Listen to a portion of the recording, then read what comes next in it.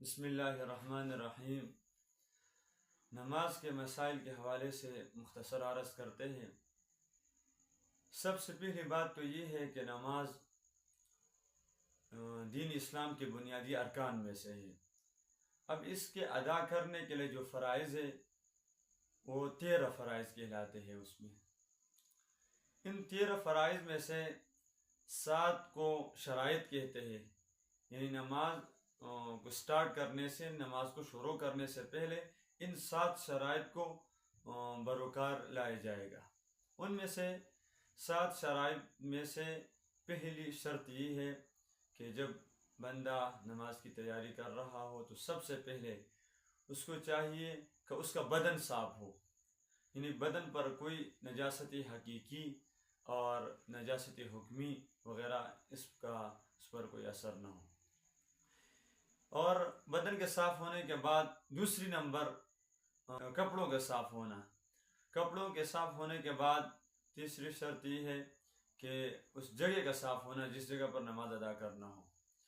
اور چوتھی شرط یہ ہے کہ اس کا سطر چھپا ہوا ہو، یعنی سطر کو چھپانا۔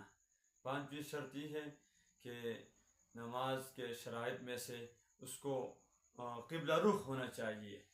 اور چھٹی شرط یہ ہے کہ اس کو نماز کے ادا کرنے کا وقت پہچاننا چاہیے، یعنی وقت جاننا چاہیے یہ نماز ادا کرنے کا وقت ہے یا نہیں ہے۔ اور ساتویں اور آخری شرط یہ ہے کہ اس کو نماز ادا کرنے کے لیے دل سے نیت کرنی چاہیے، یعنی دل خالص اللہ رب العالمین کے لیے ہو۔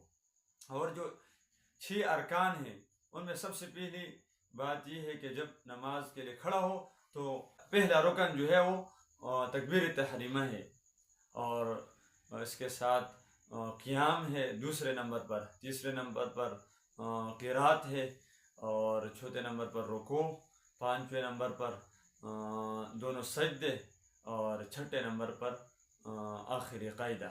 تو یہ 13 مکمل ہوئے۔